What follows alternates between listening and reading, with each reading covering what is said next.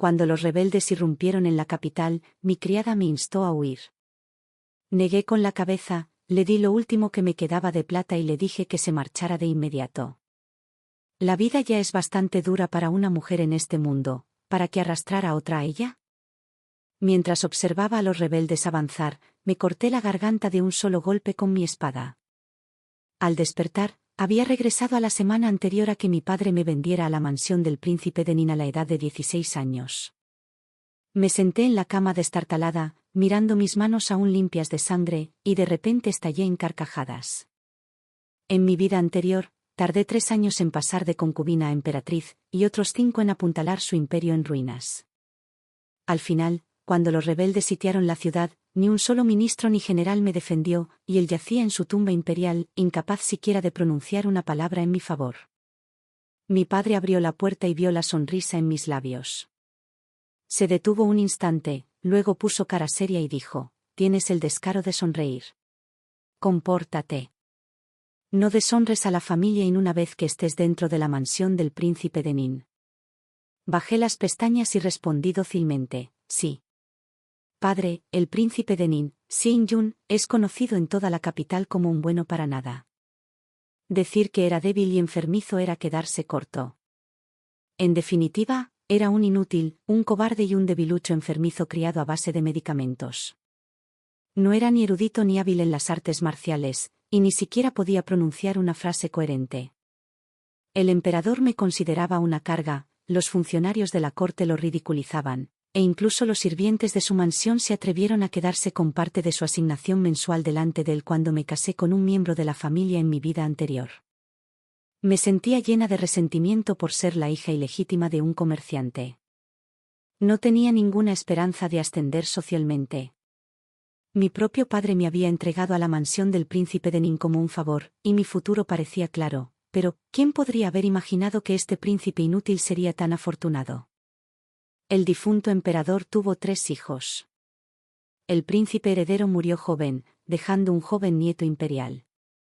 El cuarto príncipe, Xiainen, era un hombre polifacético tanto en asuntos civiles como militares y era la opción más popular en la corte.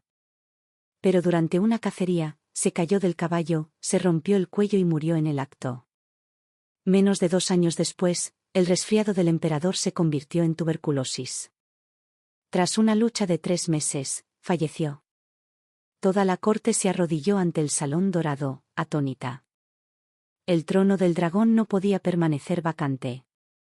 El nieto imperial mayor tenía solo 8 años, y el único heredero al trono era el príncipe de Ningoman, quien ni siquiera había podido asistir a una sesión matutina de la corte. El día en que Xiainen ascendió al trono, la túnica imperial le quedaba holgada y se deslizaba constantemente hacia abajo. Cuando el eunuco que anunciaba el decreto imperial pronunció mal 2 caracteres, ni siquiera se percató. Solo después de que se lo recordara discretamente desde atrás, murmuró: «Levántate». Aún así, sabía que este hombre no podría conservar el trono, pero no tuve otra opción. Me nombró consorte de honor. Mientras que la emperatriz fue elegida por la emperatriz viuda, la hija mayor del ministro de Derechos, con un temperamento tan maleable como la masa, en mi segundo año en el palacio. La emperatriz murió en el parto. Dejando solo un hijo pequeño, Xiainen lloró desconsoladamente en la sala funeraria, y al día siguiente emitió un edicto nombrando a la emperatriz. Toda la corte estaba alborotada. Los censores argumentaban que, como hija de un comerciante que había sido concubina, yo no era apta para ser la madre de la nación. Xiainen, en una inusual muestra de determinación, arrojó los monumentos al suelo y declaró: «Mi emperatriz es mi decisión». En ese momento, le estuve agradecido, pero más allá de la gratitud, fui yo quien tuvo que arreglar el desastre. Tras ascender al trono, perdió todo interés en los asuntos de Estado. Los monumentos conmemorativos se acumularon como montañas. Sin embargo, tras leer solo 2, se quejaba de dolor de cabeza. Cuando los ministros lo buscaban para tratar asuntos, tartamudeaba y era incapaz de comprender nada. Al final, me tiraba disimuladamente de la manga y susurraba: «Emperatriz, ¿qué cree que deberíamos hacer al respecto?». Durante 5 años, firmé sus memoriales, traté con sus ministros en su nombre y lo protegí de ataques tanto abiertos como encubiertos. La estrategia para el despliegue de tropas durante la rebelión en la frontera norte fue elaborada por mí. Los fondos de ayuda para las inundaciones en Jiangnan fueron asignados por mí. La trampa que expuso la corrupción del ministro de Hacienda fue tendida por mí. En cuanto a él, pasaba sus días en el harén cuidando pájaros y peleando grillos. De vez en cuando le apetecía, me tomaba de la mano y me decía: «Emperatriz, has trabajado tanto. Permíteme que te muestre un cuadro». El dibujo parecía un galimatías. Sin embargo, él estaba encantado de que lo enmarcaran y colgaran en su alcoba. A veces, cuando lo miraba, sentía como si no estuviera sirviendo como emperatriz, sino criando a un hijo. Más tarde, falleció. Fue un final lamentable. Insistió en construir un muñeco de nieve en pleno invierno, se resfrió y enfermó gravemente. El médico imperial dijo que no debería haber sido fatal, pero su constitución era demasiado frágil. Agonizó durante medio mes antes de fallecer, hasta su último aliento. Nunca supo por qué las fuerzas rebeldes del norte habían arrasado repentinamente como un maremoto, hasta su último aliento. Nunca supo por qué los ministros de la corte se habían vuelto repentinamente contra él, hasta su último aliento. Jamás supo que el cielo que su emperatriz le había estado sosteniendo se había convertido hacía tiempo en un colador. Tras su muerte, goberné desde la sombra como emperatriz viuda. Sin embargo, aquellos ministros, que habían sido mansos y sumisos ante él, ahora se presentaban ante mí con aires de superioridad. Decían que las mujeres no tenían nada que hacer en política, que la hija de un comerciante era una ignorante y que yo, una antigua concubina, no era digna de ocupar un lugar de poder. Lo soporté durante 3 meses, hasta que los rebeldes llegaron a la capital. Nadie se atrevió a defender la ciudad por mí mientras desenvainaba mi espada para cortarme la garganta. Pensé: Xianyun, ¿te debo algo de mi vida pasada? Sin embargo, el cielo decidió darme una segunda oportunidad. Miré mis manos de 16 años y de repente me di cuenta de lo tonta que había sido en mi vida anterior. Claramente tuve la oportunidad de tomar el poder para mí, pero serví voluntariamente como su canciller sin paga durante 5 años. En esta vida, me casé con él, pero no por un profundo afecto conyugal. Necesitaba su pase al trono del dragón, nada más. Lloviznaba el día que entré en la mansión del príncipe de Nin. La litera fue introducida por una puerta lateral sin que se produjera ni un solo petardo. El mayordomo me condujo al patio lateral, el mismo en el que había vivido en mi vida anterior. El árbol de osmanto de la esquina seguía vivo, y el escalón desconchado bajo la veranda permanecía sin reparar. La criada Kim Su me hizo la cama y observó mi expresión con recelo. «Señorita, por favor, no se ponga triste. El príncipe solo está indispuesto. No tenía intención de no venir a recogerte». Solté una risa irónica. Lo sé, no estaba enfermo, simplemente tenía miedo de venir. En mi vida anterior era igual. Se escondía en su estudio, demasiado asustado para encontrarse con su prometida. Aterrado de que yo no lo aprobara. De hecho, no lo aprobaba en absoluto, pero era tan cobarde que ni siquiera me atreví a mostrarle la cara. Dejé mi bulto, me cambié de ropa y fui directamente al patio principal. El mayordomo me detuvo en la puerta. «Señora, el príncipe está descansando. No puede verla». Abrí la puerta de una patada.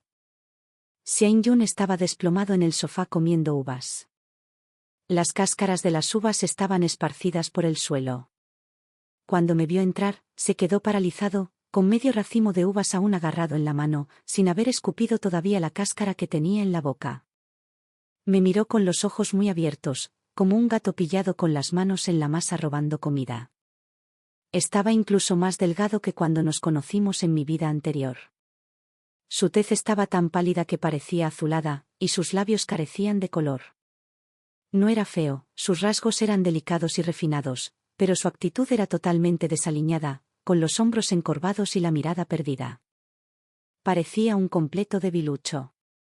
«¿Qué haces aquí?», tartamudeó, escondiendo apresuradamente las uvas a su espalda como si hubiera hecho algo vergonzoso. Me quedé en el umbral observándolo, con una compleja mezcla de emociones agitándose en mi interior. En mi vida pasada, lo había odiado por ser un necio, por ser un inútil y por morir demasiado pronto, dejándome sola para arreglar el desastre. Pero, al fin y al cabo, eso era justo lo que él esperaba de él, que fuera un visionario era tan probable como que una cerda trepara a un árbol. He venido a ver a Su Alteza, dije, entrando y sentándome frente a él. Tomé una uva, la pelé y se la acerqué a los labios. Me miró fijamente sin expresión y abrió la boca para tomarla. ¿Está dulce? Pregunté. Dulce, dulce. Murmuró, masticando con la boca llena, con las orejas enrojecidas. ¿Le gustan las uvas a Su Alteza? Pelé otra y se la ofrecí. Entonces, de ahora en adelante, se las pelaré todos los días. Masticó la uva, evitando mi mirada, y susurró, «Eres muy amable». Casi me eché a reír. En mi vida anterior, cuando dijo esas palabras, me conmovió tanto que casi lloré. Al oírlos, solo sentí una punzada de tristeza. Alteza, suavicé la voz y le limpié el jugo de uva de la comisura de los labios. Ahora que me he casado con alguien de esta familia, le pertenezco. Así que, lo que sea que haya que hacer, Alteza, no dude en pedírmelo. Parpadeó y de repente exclamó, «Titén, ¿podrías hablar con el mayordomo y decirle que deje de quedarse con parte de mi asignación mensual?» Miré su rostro lastimero y respiré hondo. «De acuerdo», dije con una sonrisa, «tenga la seguridad, Alteza, de que hablaré con él». Esa noche, llamé al mayordomo al patio lateral y le estampé el libro de contabilidad en la cara. La asignación del príncipe del mes pasado era de 300 talismanes, pero el libro solo registraba 150. Le dije, reclinándome en mi silla y cruzando las piernas, «En cuanto a los 150 talismanes restantes, ¿los pagará usted mismo o debo informar de esto?» La expresión del mayordomo cambió y replicó obstinadamente, «Señora, acaba de llegar. Probablemente no estés familiarizado con las reglas de la casa». «¿Reglas?», dije entre dientes. «Esta es la mansión de un príncipe. ¿A quién crees que engañas con tus mezquinas intrigas?» Gotas de sudor se formaron en la frente del mayordomo, y al final, devolvió dócilmente la plata malversada. Guardé la plata en mi manga y fui al estudio a buscar a Xin-Yun. Estaba encorvado sobre el escritorio, dibujando algo, inclinándose para mirar más de cerca. Vi un chicano torcido y desgarbado. «Espera», dijo que era una grúa. «Su Alteza». Coloqué la plata delante de él. «El mayordomo no se atreverá a quedarse con la paga del mes que viene». Sus ojos se iluminaron. Tomó la plata, la contó y sonrió radiante como un niño al que le acaban de dar un caramelo. «Insao, eres increíble». «Todo es gracias a Su Alteza», dije. Aunque en realidad no lo decía en serio. Se rascó la cabeza con timidez y me acercó el dibujo del chicano y la grúa. «Es un regalo para ti». Miré el dibujo y recordé los garabatos que solía colgar por toda su alcoba en mi vida pasada. De repente, sentí un nudo en la garganta. «Gracias, Alteza». Acepté el cuadro, lo doblé con cuidado y lo guardé en la manga, dándome cuenta de que lo había tomado. Se frotó las manos con deleite y luego preguntó con cautela, «¿Volverás mañana?» «Sí». Le dije que vendría todos los días. Sonrió con una sonrisa desprovista de toda malicia, con los ojos claros y vacíos, sin expresar nada en absoluto. Bajé las pestañas, calculando mentalmente que faltaban 2 años para la muerte del difunto emperador y 1 año y medio para la caída de Xin-En de su caballo. Durante este tiempo, necesitaba consolidar la base del príncipe de Nin, mantener a las personas útiles bajo mi control y trazar los planes necesarios. No podía contar con ese inútil de Xin-En. Pero no importaba. En mi vida anterior, había sostenido su imperio.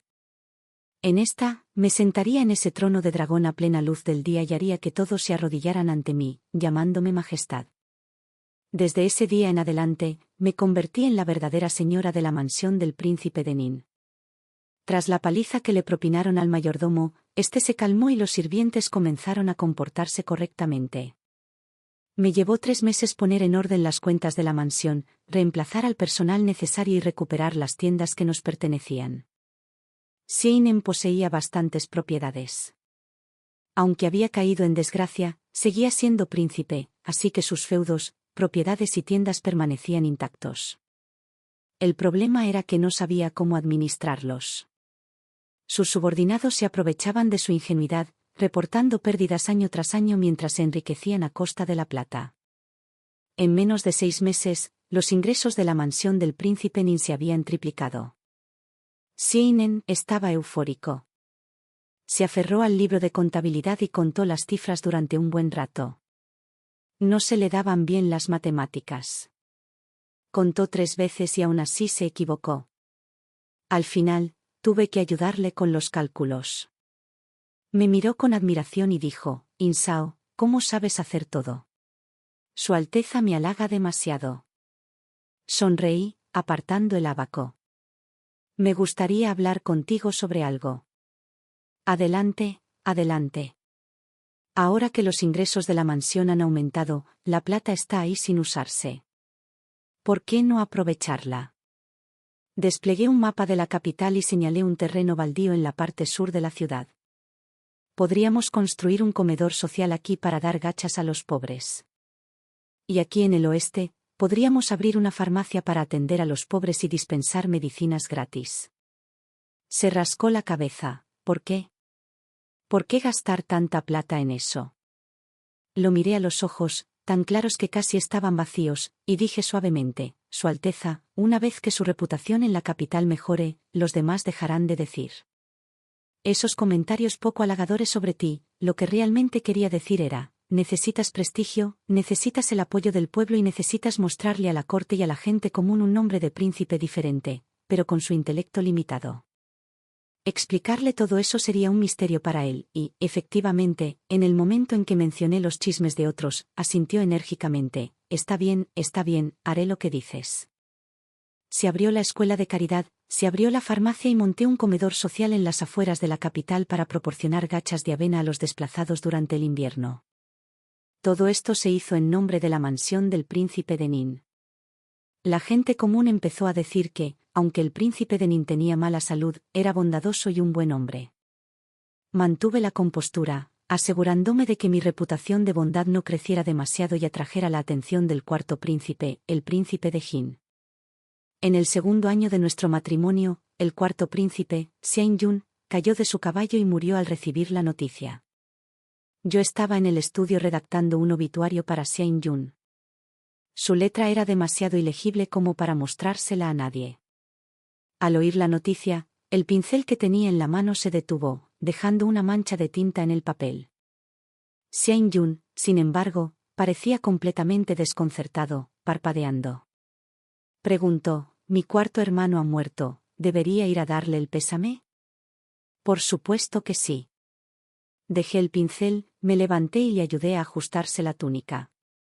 Recuerde, Alteza, una vez en el salón conmemorativo, no diga ni una palabra. Si alguien le habla, solo suspiro. Si mencionan al cuarto príncipe, sécate una lágrima, no hagas nada más. Oh, está bien. Asintió obedientemente, como un niño al que le enseñan a comportarse con los mayores. Lo acompañé hasta el palanquín y me quedé de pie junto a la puerta de la mansión del príncipe, observándola desaparecer al doblar la esquina, mientras mis dedos apretaban lentamente el puño de mi manga. Ha comenzado. Las ruedas de la historia han empezado a girar. La muerte de Xianjun sumió a la corte en el caos. Era el heredero predilecto del emperador, y gran parte del poder de la corte recaía sobre él. Tras su muerte, solo quedaban 2 herederos: Xian, el nieto mayor del emperador, de 7 años, y el enfermizo príncipe Nin, Xianjun. Los funcionarios de la corte tomaron partido rápidamente. La mayoría apoyó al nieto mayor del emperador. Al fin y al cabo, un niño era fácil de controlar, y la familia de la consorte del príncipe, la casa de Pingyuan, lo respaldaba. El marqués de Pingyuan comandaba 50.000 tropas de élite en el suroeste y ostentaba una autoridad indiscutible en la corte.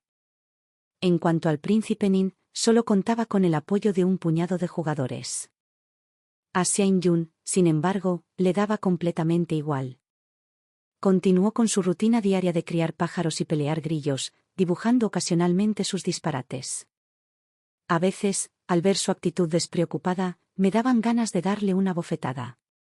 Pero luego pensé, si se volviera inteligente, ¿qué me quedaría a mí? El emperador enfermó. Comenzó como un simple resfriado, pero se fue agravando. Los médicos imperiales le diagnosticaron tuberculosis. Me encontré visitando el palacio cada vez con más frecuencia para atender su enfermedad. Aparentemente, cumplía con mi deber filial en nombre del príncipe de Nin, pero en realidad, la alcoba del emperador era el centro mismo del poder de todo el imperio. Allí me encontré con el marqués de Pingyuan, la princesa heredera y el nieto mayor del emperador, de 7 años, un niño al que su madre y su abuelo materno llevaban en brazos. El marqués de Pingyuan me miró con desdén. A sus ojos, yo no era más que una concubina del príncipe de Nin, nacida en una familia de comerciantes, ni siquiera una consorte principal, y por lo tanto inferior a él. 3 meses después, el emperador falleció. El testamento llevaba el nombre de Xin-yun, el príncipe de Nin. Toda la corte estaba alborotada. El marqués de Pingyuan protestó de inmediato allí mismo, en el Salón Dorado, alegando que el testamento era una falsificación. Detrás de la cortina, observé a Xin-yun sentado en el trono del dragón, con una expresión de total desconcierto. Sentí un nudo en la garganta. Entonces Xin-yun habló de repente. ¿Qué fundamento tienes para afirmar que el testamento es falso? Tartamudeó, con el rostro pálido, pero logró terminar la frase. Estuve al lado de mi padre mientras agonizaba. Oí cada palabra con claridad. El marqués de Pingyuan se burló.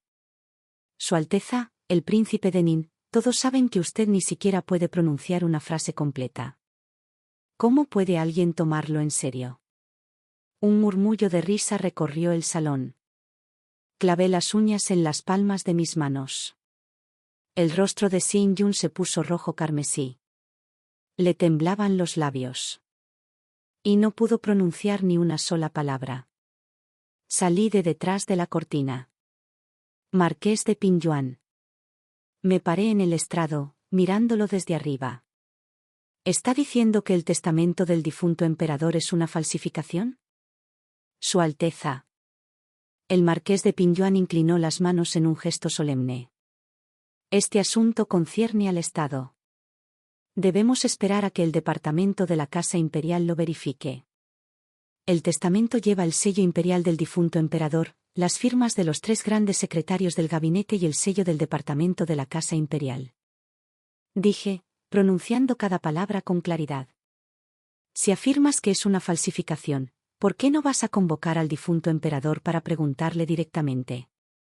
El salón quedó en un silencio sepulcral. La expresión del marqués de Pingyuan cambió. Su Alteza. Elige bien tus palabras. Eres tú quien debe tener cuidado con lo que dice. Dije, fijando mi mirada en sus ojos. El cuerpo del difunto emperador aún no se ha enfriado. Y aún así, te atreves a cuestionar su voluntad aquí mismo, en el Salón Dorado. ¿Cuáles son tus verdaderas intenciones? ¿Acaso crees que el príncipe heredero es demasiado joven y más fácil de manipular que el propio emperador? En el instante en que esas palabras salieron de mis labios, el salón estalló en un alboroto. El rostro del marqués de Pingyuan palideció por completo. No tenía pruebas, pues el testamento era auténtico. El difunto emperador temía desde hacía tiempo el creciente poder del marqués de Pingyuan, razón por la cual había elegido a Xin-yun. Aquella sesión judicial concluyó con la retractación del marqués de Pingyuan. Xin-yun se sentó en el trono del dragón. Y yo me quedé detrás de él. Mientras toda la corte se arrodillaba y gritaba, «¡Viva el emperador!», vi a Xin-yun dirigirme una mirada furtiva. Sus ojos reflejaban confianza y gratitud. Le sonreí y le puse una mano suavemente sobre el hombro. La vida después de mi coronación fue radicalmente distinta a la anterior.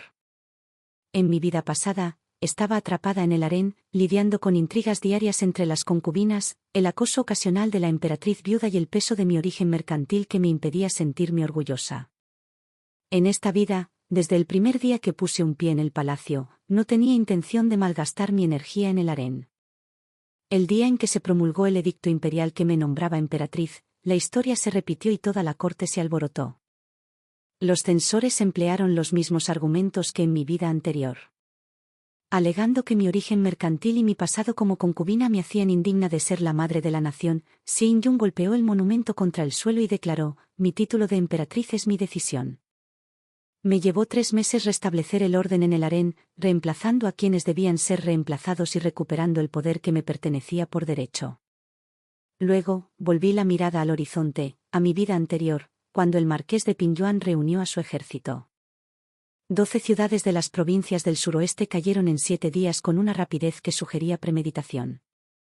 El marqués de Pingyuan era un guerrero hábil, pero no creía que tuviera la inteligencia suficiente para infiltrarse tan completamente en la burocracia del suroeste en tan solo medio año. Debía haber alguien detrás de él, en mi vida anterior. Investigué y descubrí que el marqués de Pingyuan solo tenía un consejero en su campamento, un hombre de nombre desconocido y antecedentes poco claros, conocidos ampliamente como el señor Geu. 3 meses antes de que las fuerzas rebeldes irrumpieran en la ciudad, el señor Geu desapareció repentinamente sin dejar rastro. En aquel entonces, estaba demasiado ocupado gestionando los distintos frentes como para investigar más a fondo. En esta vida, pretendo encontrar a este hombre antes de que lo haga el marqués de Pingyuan. Los guardias secretos que envié regresaron con noticias después de medio mes. Si el señor Geu no está en el suroeste, entonces está en la capital. El marqués de Pingyuan lo envió a infiltrarse en la capital para recabar información. Vive bajo un nombre falso en un callejón apartado de las afueras de la ciudad, rara vez sale y nunca se relaciona con funcionarios. Hay algo más, dijo el guardia secreto. Arrodillado en el suelo y eligiendo cuidadosamente sus palabras, el señor Geu tiene una concubina que también se apellida Geu. Los sirvientes la llaman señora Geu. Se dice que el señor Geu obedece cada una de sus palabras y la consulta sobre cualquier asunto, grande o pequeño. Un consejero de apellido Geu, una concubina de apellido Geu. Sentí una leve punzada en el corazón. 3 días después, una modesta silla de manos de tela azul se detuvo a la entrada de aquel callejón. Me había vestido como una mujer común, acompañada únicamente por 2 guardaespaldas secretos, y abrí la puerta de madera desconchada. En el patio crecía un pequeño grupo de bambú esbelto, y sobre una mesa de piedra, una partida de gol a medio terminar.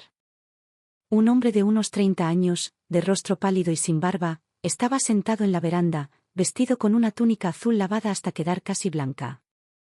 Al verme entrar, sus pupilas se contrajeron bruscamente y, sin darse cuenta, apretó los dedos alrededor del pergamino que tenía en el regazo. Señora, dijo, poniéndose de pie para hacer una reverencia con las manos juntas. Su expresión era imperturbable. ¿Qué la trae por aquí? Me senté junto a la mesa de piedra y tomé una pieza de ajedrez para examinarla. Señor Geu, dije. El marqués de Pingyuan lo ha mantenido en la capital durante casi un año. ¿No desea regresar al suroeste para ver cómo están las cosas? Su expresión finalmente cambió. Este humilde súbdito no entiende lo que quiere decir. Señora, no tiene por qué fingir. Volví a colocar la pieza en el tablero y lo miré. Mi apellido es Xin y mi nombre es Xiao. Soy la actual emperatriz. El patio quedó en silencio por un instante. La expresión del hombre pasó por varias fases, desde la sorpresa hasta la cautela, antes de asentarse en una extraña calma.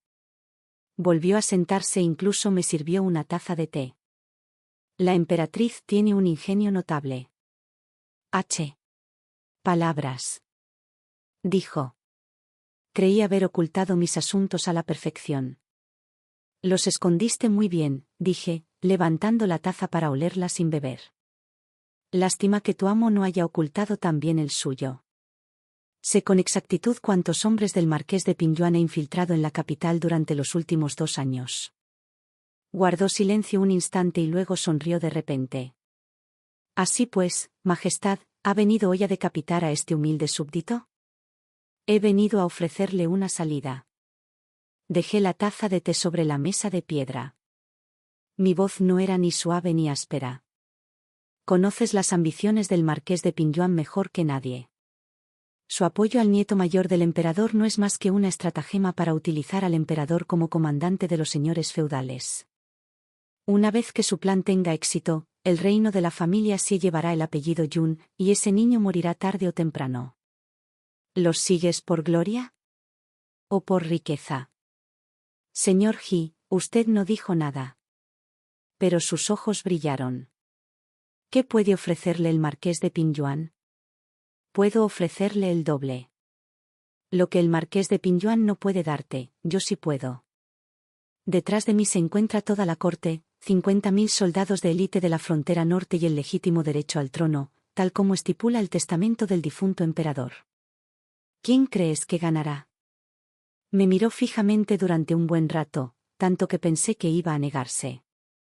Entonces se puso de pie repentinamente, se alisó las vestiduras y me hizo una profunda reverencia solemne. Alteza, este no es un asunto que este humilde súbdito pueda decidir. Fruncí ligeramente el ceño. Sígame, por favor. Su Alteza, dijo, girándose y abriendo la puerta del salón principal, haciéndose a un lado para dejarme paso e indicándome que entrara. Entré.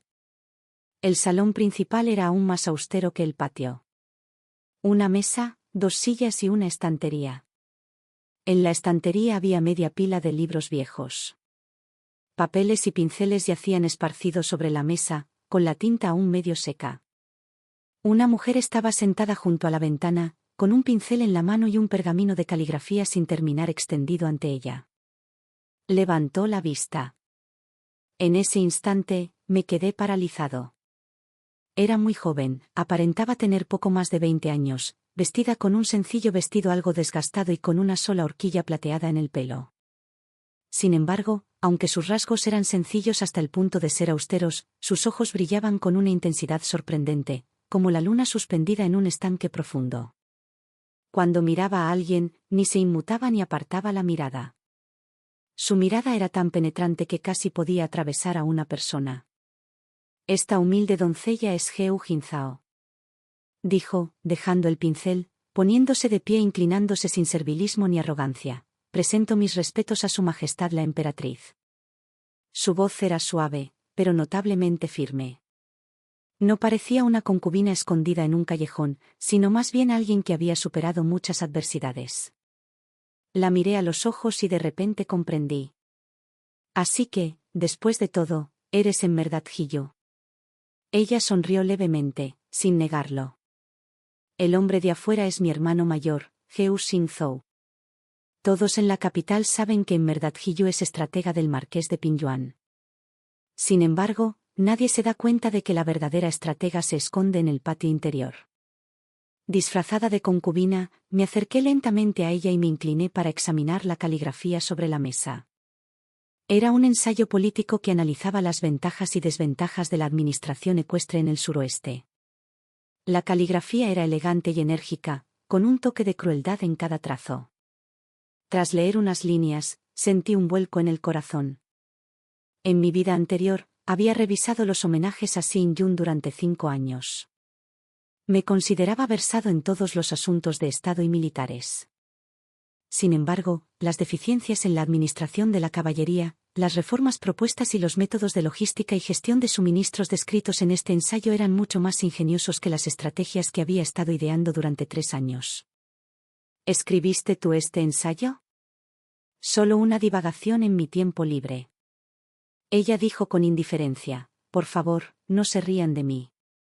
Su Alteza, tomé la página y la leí de nuevo de principio a fin. Usted dice que hay 3 fallas en la administración de caballos del suroeste. La degeneración de las razas equinas es la primera. La invasión de los pastos es la segunda. Y la venta privada de caballos militares es la tercera. Todos los puntos son acertados. No se trata de meras teorías de salón. Conciernen asuntos de importancia estatal y militar. Dejé el papel y la miré. Heu Jinzhao. ¿Quién eres exactamente? Se quedó en silencio un momento. Y un leve brillo apareció finalmente en sus ojos. Tan profundos y serenos como un estanque iluminado por la luna. ¿Su Majestad aún recuerda a la familia Geu de hace 7 años? La familia Geu. Mi corazón dio un vuelco. Hace 12 años. El difunto emperador mandó ejecutar a toda la familia de Geu Changyuan, viceministro de guerra, bajo cargos de malversación de fondos militares. Geu Changyuan era un ministro veterano que había servido durante 2 mandatos. Reconocido en todo el país por su integridad, la corte y el pueblo estaban indignados en aquel momento. Nadie creía que fuera capaz de malversar fondos. Pero el difunto emperador actuó con una rapidez implacable. Desde la emisión del decreto hasta la ejecución de la familia y la decapitación del propio Geu Changyuan, todo el proceso no duró más de 7 días. Ni siquiera hubo tiempo para que los funcionarios de la corte presentaran peticiones de clemencia. Posteriormente, surgieron rumores de que Geu Changyuan no había malversado fondos, sino que había aprendido algo que no debía. En cuanto a qué era eso, nadie podía decirlo con certeza. Geu Changyuan era mi padre. El tono de Geu Jinzhao era tan tranquilo como si hablara de un desconocido. Pero vi cómo los nudillos de su mano, que sujetaba el pincel, se ponían blancos la noche de la purga. Mi hermano y yo escapamos por poco con vida. Yo tenía 11 años. Después, nos escondimos, vagando de un lugar a otro. Mi hermano hizo todo tipo de trabajos, copió textos, escribió para otros y llevó la contabilidad. Hace 3 años, el marqués de Pingyuan nos encontró y dijo que podía vengar a la familia Geu, con la condición de que le sirviéramos como estrategas. Sonrió levemente, una sonrisa tan fina como el hielo que se forma en un lago en invierno. Majestad. Desde niña, estudié los clásicos y aprendí a gobernar el Estado y a beneficiar al pueblo. Mi difunto padre me enseñó a vivir como un ministro leal y un general virtuoso. Sin embargo, a los 11 años, me convertí en un fugitivo de la corte. Díganme, ¿no es este mundo completamente absurdo? La sala quedó en silencio. La luz del sol se filtraba por las ventanas cubiertas de papel, iluminando sus hombros demacrados. La miré y de repente recordé cuando tenía 16 años y me metieron a la fuerza en una litera nupcial. Yo también me había preguntado lo mismo. ¿Por qué? ¿Por qué mi vida tiene que ser manipulada por otros? ¿Por qué la ambición de un hombre tiene que cumplirse a costa de la vida entera de una mujer? Ridículo, dije. Hizo una breve pausa. El mundo es ridículo. Las reglas son ridículas.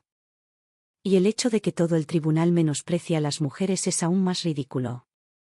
Me senté frente a ella y aparté su ensayo. Geu Jinzhao. No me andaré con rodeos. Quiero que trabajes para mí. Me miró a los ojos. Alteza, ¿por qué cree que estaría de acuerdo? Porque el marqués de Pingyuan no puede revocar su convicción. Sus pestañas temblaron ligeramente. El marqués de Pingyuan solo desea explotar tu odio. Para que trabajes voluntariamente para él, una vez que su plan tenga éxito, tú y tu hermano serán los primeros en morir. Incluso si, por algún milagro, estuviera realmente dispuesto a revocar tu caso. No pudo hacerlo. La familia Geu fue condenada a muerte por el difunto emperador. Para revocar el veredicto final del difunto emperador se requiere un edicto imperial del propio emperador. Él no puede ayudarte a revertir tu caso. Hice una pausa por un momento y luego dije, pronunciando cada palabra con claridad, pero puedo dártelo. Ella me miró fijamente, como tratando de discernir cuánta verdad había en mis palabras. El difunto emperador ha fallecido. Dije que quien ahora ocupa el trono del dragón es mi esposo. Conozco todos los detalles del caso de tu familia. Geu Changyuan no era culpable de malversación de fondos. Descubrió la verdadera causa de la muerte del príncipe heredero años atrás. Para encubrirlo, el difunto emperador utilizó a la familia Geu como chivos expiatorios. Esa era mi conjetura. En mi vida anterior, mientras examinaba minuciosamente los archivos secretos del palacio, había descubierto algunas pistas. Había algo sospechoso en la muerte del príncipe heredero. Y el momento de la ejecución de la familia de Geu Changyuan coincidió precisamente con menos de 3 meses después de la muerte del príncipe heredero. El pincel en la mano de Geu Jinzao cayó sobre la mesa. ¿Tú? ¿Cómo lo sabes? Acerté. No respondí. Simplemente la miré. Trabaja para mí y limpiaré el nombre de tu padre. Le devolveré su antiguo rango, le restituiré íntegramente los bienes de la familia Geu y les permitiré a ti y a Geu Xingzhou vivir abiertamente, sin tener que esconderse tras los títulos de concubina y consejera. Me puse de pie, me acerqué a ella, me incliné y la miré a los ojos. Y no te dejaré ser asesora. Te nombraré funcionaria.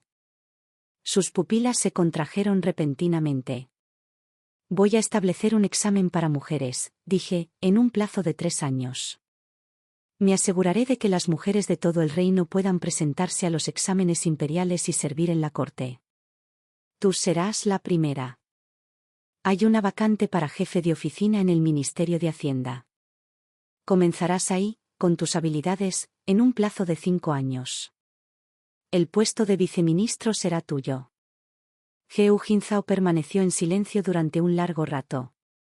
Fuera de la ventana, el sol se había desplazado del este al oeste, y la luz y la sombra danzaban sobre su rostro. Su hermano caminaba inquieto junto a la puerta, sus pasos resonando de un lado a otro. Finalmente, alzó la cabeza, y un tenue destello de luz apareció en aquellos ojos que habían permanecido sumergidos en el fondo de un profundo charco. Su Majestad, dijo ella. Esta humilde servidora tiene una petición más. Hable.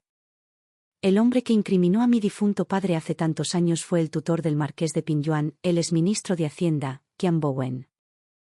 Exijo que se arrodille ante la tumba de mi padre y confiese su culpa. Sonreí. Esta mujer salda tanto las deudas de gratitud como las de enemistad. Ella es a quien he estado buscando. De acuerdo, extendí mi mano. Geu Jinzhao. A partir de este momento, eres mío. Miró mi mano, se arrodilló lentamente, juntó las manos por encima de la cabeza e hizo la reverencia propia de un súbdito. Este súbdito, Geu Jinzhao, está dispuesto a morir al servicio de su majestad, no de la emperatriz, sino de su majestad. Esta mujer era incluso más inteligente de lo que había imaginado. 3 meses después, Qian Bowen fue encarcelado por malversación de fondos y confesó cada detalle del montaje contra Geu Changyuan de hacía tantos años. El caso del difunto emperador, que había permanecido oculto durante mucho tiempo, salió a la luz. Geu Changyuan, en un gesto que causó gran conmoción en la corte, fue honrado póstumamente como gran tutor con el título póstumo de Wenzhong. Los hermanos Geu recuperaron sus títulos y todos sus bienes familiares. Pasó otro mes. El emperador emitió un edicto para celebrar un examen imperial especial. El nombre de Geu Jinzhao, un alto funcionario del Ministerio de Hacienda, apareció en la primera tanda de documentos de nombramiento. Cuando la noticia se difundió, todo el reino se conmocionó. Algunos decían que la emperatriz se había vuelto loca. Otros afirmaban que una mujer en el poder era señal de que una gallina cantaba al amanecer, presagiando la inminente perdición de la nación. Prendí fuego a esos monumentos. Luego se sentó junto a Xian Yun, peló una uva y se la llevó a los labios. Majestad, ¿cree que hice lo correcto? Masticando la uva, murmuró, sí, sí, lo que haga la emperatriz está bien. Sonreí y le revolví el pelo. El desempeño de Geu Jinzhao tras su ingreso al tribunal superó incluso mis expectativas. En tan solo 3 meses, logró poner en orden las cuentas del Ministerio de Hacienda, que llevaban 3 años sumidas en el caos, y desenmascaró a 2 funcionarios corruptos que cobraban sueldos sin trabajar. La actitud de los funcionarios judiciales cambió del desdén inicial a la desconfianza. Y de la desconfianza al temor, alguien se me acercó en privado y me dijo, Majestad, no es apropiado que una mujer aparezca en la corte imperial. Le pregunté al hombre, ¿está haciendo un buen trabajo? Tartamudeó un rato antes de decir, es buena. Pero. No hay peros. Lo interrumpo. Si ella está bien, se queda. Si no lo es, seré el primero en eliminarla. El hombre se escabulló. Más tarde, Geu Jinzhao me lo mencionó, sonriendo mientras decía, Majestad, no le temen a Meturi, le temen a usted. La que está detrás de mí. No, dije mirándola, lo que temen es una sola verdad, que una mujer puede ser superior a un hombre. Una vez que se demuestre esa verdad, su mundo se vendrá abajo. Se quedó en silencio un momento, luego me preguntó de repente, Su Alteza, ¿cómo es exactamente el mundo que usted desea? Me quedé de pie junto a la ventana del Salón del Fénix, contemplando las murallas del palacio. Quiero un mundo donde nadie pregunte, ¿por qué? Dije, un mundo donde una niña no nazca solo para ser entregada por su padre como un favor, un mundo donde las personas capaces no sean menospreciadas por su origen, y los inocentes no tengan que esperar 12 años para limpiar su nombre. Me giré para mirarla, Geu Jinzao.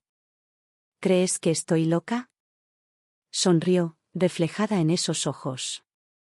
Antes tan profundos y serenos como un estanque sin fondo, la fría luna y la escarcha finalmente habían dado paso a una llama titilante. Alteza, dijo, me volveré loca contigo, en el invierno del 3er año después de mi ascenso al trono. Lo inevitable finalmente sucedió. El marqués de Pinyuan se rebeló con el pretexto de purgar la corte de ministros corruptos. Encarnó al nieto mayor del emperador, Xianch, hijo de 12 vientos. Reunió a su ejército en el suroeste, alegando que la emperatriz Qin había embrujado al emperador y se había apoderado del gobierno, y que buscaba recuperar el trono para el nieto del difunto emperador. Cuando la noticia llegó a la capital, yo estaba revisando los monumentos conmemorativos en el Salón Fenyi. Geu Jinzao estaba a mi lado, sosteniendo un informe secreto del suroeste. Su expresión era serena. Majestad, dijo, en la proclamación del marqués de Pinyuan, él la llama emperatriz de Ademán y la acusa de ser una oufe que se jacta al amanecer. La redacción es bastante elocuente. Seguramente la escribió un antiguo discípulo de su maestro, Qian Bowen. Me reí entre dientes. ¿No se le ocurrió nada nuevo? Usó las mismas tácticas que en mi vida anterior. Geu Jinzao me miró. Ella sabía de mi renacimiento. Se lo había contado. Era la única persona en este mundo que conocía toda mi historia. Perdiste en tu vida anterior. Ella dijo, ¿y qué hay de este? En esta vida, cerré el monumento. Ganaré. Las fuerzas rebeldes avanzaban como una ola gigante, empujando hacia el norte. Las prefecturas y los condados a lo largo del camino se rindieron al primer indicio de su avance. Pues el marqués de Pinyuan luchaba bajo la bandera del nieto mayor del emperador. Y muchos funcionarios veteranos creían que esa era la verdadera línea de sucesión. Geu Jinzao me había advertido hacía ya 6 meses que el marqués de Pinyuan se había infiltrado demasiado en la burocracia del suroeste. Una vez que estallara la guerra, al menos la mitad de las prefecturas no opondrían resistencia. Su intuición fue acertada. La convoqué para discutir una estrategia. Y ella trajo un mapa. 3 listas de jugadores. Y un plan de despliegue de tropas redactado de la noche a la mañana. Era meticulosamente detallado y exhaustivo, indicando qué ciudades podían defenderse y cuáles debían abandonarse. Qué ejércitos eran fiables. Y en qué generales se podía confiar, todo estaba claramente indicado. El marqués de Pinyuan tenía 2 subcomandantes. Una es su confidente. Y la otra es la inspectora imperial enviada por la corte. Señaló un paso de montaña en el mapa. El inspector imperial recibió una vez un favor de la familia Geu. Ya le he enviado un mensaje. Cuando comience la batalla, mantendrá a sus fuerzas bajo control. El marqués de Pinyuan comanda 80.000 soldados, mientras que la corte imperial solo puede reunir 50.000 en la frontera norte. Sin embargo, las tropas de la frontera norte llevan años combatiendo allí. Su destreza en combate supera con creces la de las tropas del suroeste. Libraremos esta batalla en 3 frentes. Su dedo recorrió el mapa. Cada detalle estaba claramente expuesto. La miré y de repente le pregunté, Jinzao, ¿cuándo se te ocurrió todo esto? Anoche, respondió con naturalidad. Pero vi las venas rojas en sus ojos. He esperado 7 años. Dijo, así que una noche más no hará ninguna diferencia. Ese día, el enemigo llegó a las puertas de la ciudad. Caía una fuerte nevada. La Guardia Imperial en la capital contaba con tan solo 8.000 hombres. Mientras los rebeldes afirmaban contar con una fuerza de 100.000 hombres, reinaba el caos en la corte imperial. Xian Yun ocupaba el trono del dragón. Su rostro estaba pálido como el papel. Sus labios temblaban, incapaz de pronunciar una sola palabra. Entre los ministros, algunos abogaban por la guerra. Algunos abogaban por la paz. Otros ya estaban empacando en secreto sus objetos de valor, preparándose para huir. Salí de detrás de la cortina y me paré en el estrado. ¿Qué hay de qué preocuparse? Mi voz no fue fuerte. Pero toda la sala quedó en silencio. El ministro de Derechos tartamudeó. Emperatriz, los rebeldes son abrumadores. ¿Quién dice que los rebeldes son abrumadores? Lo interrumpí. No son más que una turba liderada por el marqués de Pingyuan. ¿Crees que realmente apoyan al príncipe heredero? Son simplemente personas desafortunadas, seducidas por la promesa de un salario militar. Me giré hacia los funcionarios allí reunidos. Ya he enviado 50.000 soldados de élite desde la frontera norte hacia el sur. Llegarán en un plazo máximo de 3 días. ¿Dónde está el comandante de la Guardia Imperial? El comandante de la Guardia Imperial dio un paso al frente y se arrodilló. Majestad, estoy aquí.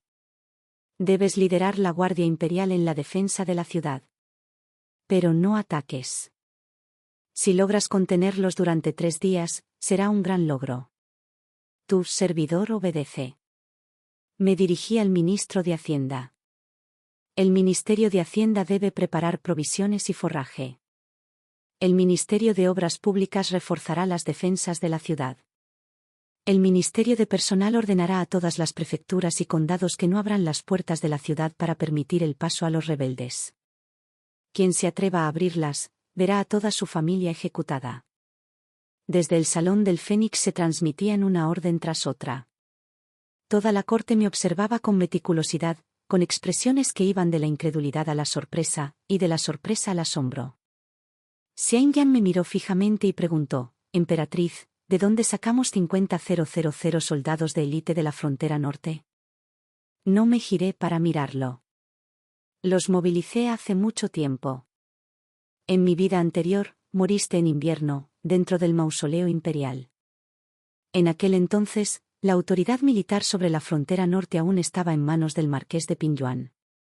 La capital estuvo sitiada durante 3 meses. Sin embargo, nadie acudió al rescate. En esta vida, en el segundo año de mi reinado, reemplacé al comandante de la frontera norte, nombrando a un hombre de mi confianza en su lugar. No volveré a cometer el mismo error. Tras finalizar la sesión judicial, Heu Jingzhao me esperaba en una sala contigua. Llevaba un flamante robia oficial, un diseño que ella misma había creado para las funcionarias. Era de un azul índigo intenso con puños ajustados, mucho más estilizado que las túnicas que usaban los funcionarios varones. Su Majestad me entregó una lista.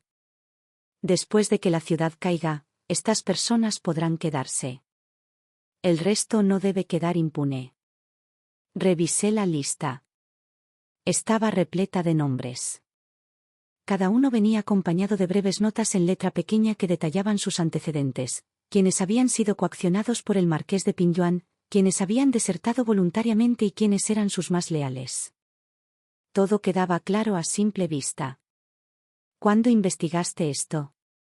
Han pasado 3 años. Ella dijo, he estado investigando desde el primer día que entré al juzgado. Le devolví la lista. Proceda como mejor le parezca. 3 días después, llegó el ejército de la frontera norte. 500.000 jinetes cargaron a través de la nieve, liderados por el comandante de la frontera norte al que yo mismo había ascendido. Heu Jingzhao estaba de pie en la muralla de la ciudad, observando las lejanas hogueras, y de repente preguntó, Majestad, ¿qué expresión cree que tendrá el marqués de Pingyuan en este momento? Probablemente se esté arrepintiendo. Dije, lamentando que no se hubiera esforzado más en encontrarte entonces. Ella sonrió, una sonrisa que parecía particularmente fría y distante entre el viento y la nieve. No me arrepiento de nada. Ella dijo, me alegra mucho que hayas sido tú quien viniera a buscarme entonces, y no él.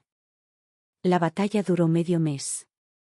La férrea caballería del ejército de la frontera norte dispersó en desbandada a la chusma rebelde de 100,000 que se había sublevado. El inspector militar en Gujinzao, que se había vuelto contra los rebeldes, contuvo a sus tropas en el momento crítico. Las líneas de suministro del marqués de Pinyuan quedaron cortadas. Su retirada fue bloqueada. Finalmente, desenvainó su espada y se quitó la vida desesperado. El nieto mayor del emperador fue capturado con vida. Incluso cuando lo conducían ante la puerta meridiana, seguía gimiendo, Majestad, perdóname la vida. Tras sofocar la rebelión, lo despojé de su título y lo exilié al mausoleo imperial. Nadie en la corte se atrevió a cuestionar mi autoridad. Aquellos de origen humilde que se habían distinguido durante la guerra comenzaron a ascender en la jerarquía gubernamental. Geu Jingzhao fue ascendida a viceministra de Hacienda, convirtiéndose en la primera mujer en ocupar ese cargo en la historia de nuestra dinastía. Durante su mandato, implementó una serie de reformas. Reformó la administración ecuestre, realizó un catastro y abolió impuestos y gravámenes opresivos. Cada medida abordó los males de la época y ofendió a innumerables intereses creados. Algunos la destituyeron, alegando que, por ser mujer, no tenía derecho a ocupar un cargo tan importante. Otros intentaron asesinarla. Un asesino se infiltró en su residencia, pero ella lo detuvo personalmente. Era experta en artes marciales, una habilidad que había aprendido durante sus años de exilio. Me trajo al asesino ante mí. Le pregunté, ¿quién te envió? El asesino apretó los dientes y se negó a hablar. Geu Jingzhao comentó con calma desde un lado, no hace falta preguntar. Sé quién es. El catastro del Ministerio de Hacienda ha puesto en peligro los intereses de varios clanes importantes. Llevan tiempo intentando eliminarme. ¿Qué propones? Simplemente, que se haga conforme a la ley.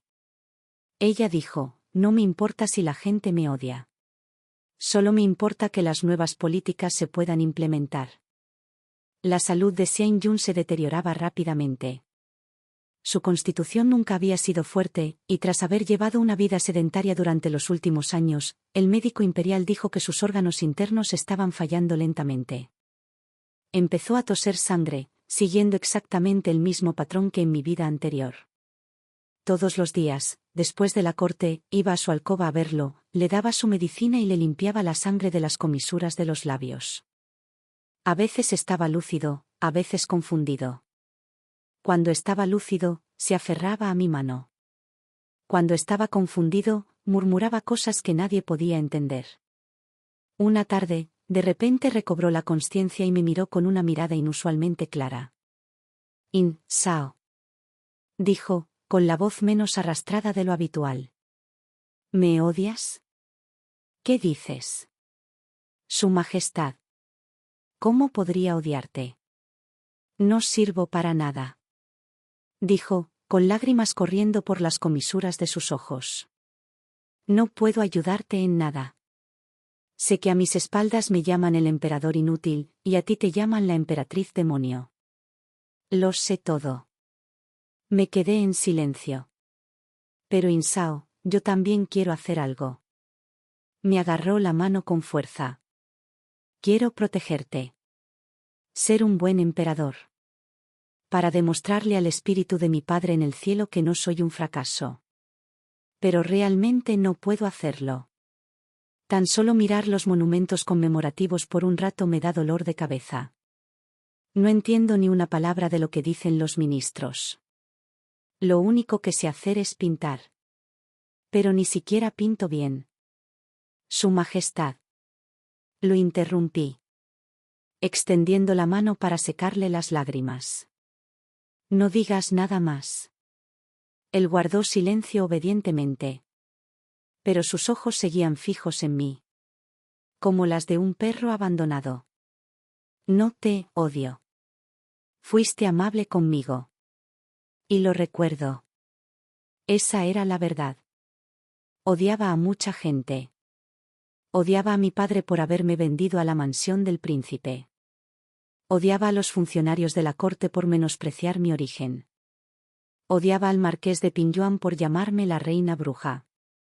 Y odiaba a los rebeldes por llevarme al borde de la desesperación. Pero yo no odiaba a Xian Yun. Era simplemente un hombre lamentable al que el destino había colocado en una posición que nunca debió ocupar. Sonrió con profunda serenidad y luego cerró los ojos. Esa noche, Xian Yun falleció. Banderas blancas de luto ondeaban en la sala funeraria mientras yo permanecía junto al ataúd. Ataviado con ropas de luto, Heo Jinzhao se encontraba a un paso detrás de mí. Silencio durante un largo rato. Antes de preguntar repentinamente en voz baja, Su Majestad. ¿Estás triste? Pensé por un momento y dije. Sería mentira decir que no estoy triste. Pero ahora mismo. Estoy pensando en otra cosa. Cuando murió en mi vida anterior, me arrodillé ante su altar. Llorando desconsoladamente. Creyendo que el cielo se había caído. En esta vida. Finalmente lo entendí. Él nunca había sido quien sostenía el cielo para mí. Quien siempre lo había sostenido era yo misma. La ceremonia de coronación estaba programada para principios de primavera. El Ministerio de Derechos me presentó 3 títulos de reinado para que eligiera. Y seleccioné Zhao Nin. La novia de Zhao Min. Y la paz de Ninian. Mi intención era dejar claro a todo el mundo que una mujer también podía gobernar el imperio con mano firme. El día de la coronación, vestí una túnica imperial de color amarillo brillante y caminé paso a paso hacia el estrado. Toda la corte. Funcionarios civiles y militares por igual. Se arrodillaron. Gritando, ¡Viva el emperador! El funcionario ceremonial leyó la proclamación de ascensión. Su voz resonó en el salón dorado. Mientras caía el último carácter de la proclamación. Todo el salón estalló en un grito unificado. ¡Viva el emperador! ¡Viva! ¡Larga vida! ¡Larga vida! Levanté la mano. Les indicó que se levantaran. La luz del sol invernal se filtraba por las puertas del palacio, brillando en el hilo dorado de mi túnica de dragón. Entrecerré ligeramente los ojos, observando cómo la luz del sol se extendía poco a poco por todo el salón. Debajo del estrado se encontraban los ministros a quienes yo mismo había promovido. Eruditos de origen humilde. Generales que se habían distinguido en la batalla. Y el primer grupo de mujeres funcionarias con sus togas oficiales. Heo Jinzhao estaba de pie en la primera fila. Mirándome. La luz de las velas en el salón se reflejaba en sus ojos profundos. Ojos como un estanque. Haciéndolos brillar con una intensidad sorprendente. Recordé mi vida pasada. En este preciso instante de mi vida pasada, ya estaba muerto. Había muerto a manos de las espadas del rebelde. Murió en medio del silencio de toda la corte. Y murió en la desesperación de una ciudad dejada sin defensores. Pero en esta vida. Los rebeldes yacían aplastados bajo mis pies. La corte estaba firmemente en mis manos. El imperio había cambiado de casa gobernante. Y las reglas se habían reescrito desde cero. Después de que se leyera la proclamación de mi ascenso al trono, hice que el oficial ceremonial anunciara un segundo edicto. Crear una facultad de medicina para mujeres. Crear puestos para funcionarias. Abolir los impuestos opresivos. Y reorganizar los preparativos militares. Cada una de estas medidas representó una política de gran envergadura sin precedentes. Y cada una de ellas desafió las antiguas normas que habían estado vigentes durante siglos. Los funcionarios judiciales estaban entre la sorpresa, el silencio y el alivio. Pero ni una sola persona se levantó para oponerse a ellos. Después de la sesión judicial, dejé a Heo Jinzhao atrás. Cuando el salón del gobierno diligente quedó a solas con nosotros dos, finalmente dejó de lado su actitud oficial. Me apoyé en una columna y exhalé profundamente. Estoy agotado. dijo ella. Estar de pie todo el día me ha dejado las piernas entumecidas. Sonreí. Usted es el ministro de Hacienda. Sin embargo, su resistencia de pie no se compara con la mía sentado en el trono imperial. Su Majestad. Estás sentado. Pero esta persona está de pie. Se frotó las rodillas. Entonces, de repente, su expresión se tornó serena. Vayamos al grano. He redactado el reglamento detallado para las nuevas políticas. La primera convocatoria de exámenes para el departamento femenino se celebrará la próxima primavera, con una previsión de 200 candidatas. Es posible que haya resistencia a nivel local. Por eso sugiero enviar a un inspector para que supervise el proceso. Usted decide cómo proceder. Ella asintió y se dio la vuelta para marcharse. Pero la llamé de vuelta. Qin Zhao. Ella se dio la vuelta. Gracias, dije. Ella hizo una pausa por un momento. Entonces sonrió. Su Majestad. Dijo. Soy yo quien debería agradecerte. Se dio la vuelta y salió del salón de la diligente gobernanza. Su túnica oficial de color azul oscuro se mimetizaba con la abrumadora luz del sol exterior. Me senté solo en el trono del dragón, contemplando el salón vacío. Los acontecimientos de mi vida pasada parecían un recuerdo lejano. Xian Yun había desaparecido. El marqués de Pingyuan había muerto. Y el nieto mayor del emperador había sido depuesto. Todos los que se interpusieron en mi camino desaparecieron sin dejar rastro. Ahora, la corte, el imperio y sus reglas estaban firmemente en mis manos. En esta vida, soy el verdadero amo de este reino. Las campanas que repicaban fuera del salón comenzaron a sonar. Sus tonos profundos, resonantes y prolongados resonaban una tras otra, atravesando las paredes del palacio. Por las calles y mercados de la capital. Y a través de 1000 millas de ríos y montañas. Ha comenzado una nueva dinastía. La historia ha llegado a su fin. Gracias a todos por su compañía. Nos vemos en la próxima entrega.